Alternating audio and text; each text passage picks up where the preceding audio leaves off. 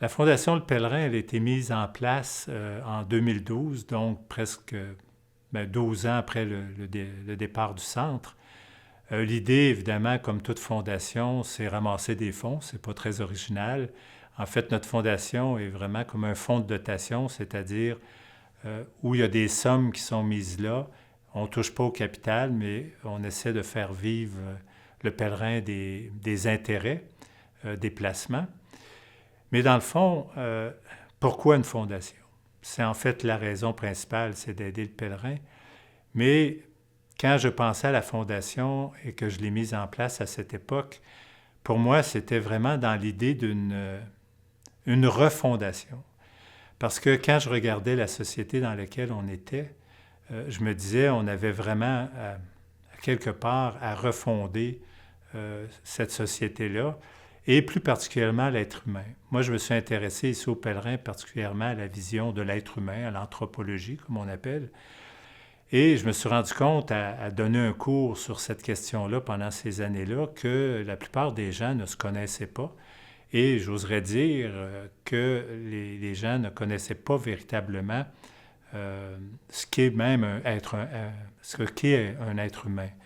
Alors, pour moi, c'était vraiment, la fondation, c'était de pouvoir amener des sous aux pèlerins, évidemment, pour qu'on puisse engager du personnel pour accompagner, former les personnes, mais dans ce but, justement, de poser une fondation d'être dans les personnes, vraiment, de revoir qui elles sont profondément pour, justement, je dirais pierre par pierre, transformer les personnes dans le but, au final, de transformer aussi la société dans laquelle on est.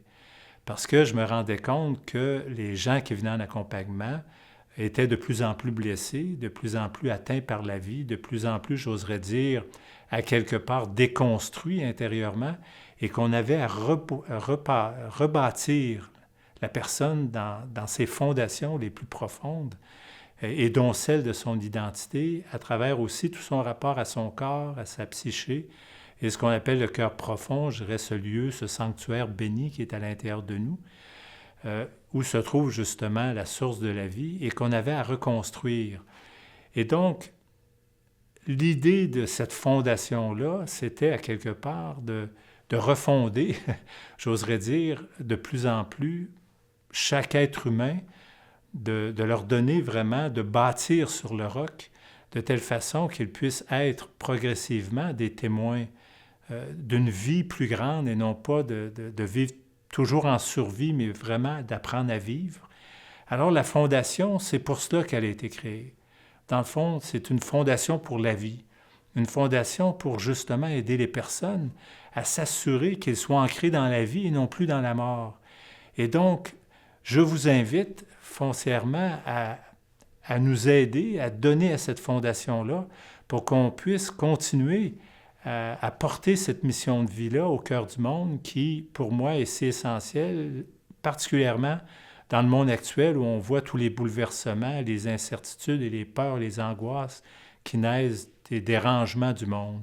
Alors, il faut retrouver en soi une assise profonde pour justement pouvoir cheminer au cœur du monde. Alors, je vous invite à donner généreusement, en vous remerciant déjà de tout ce que vous ferez.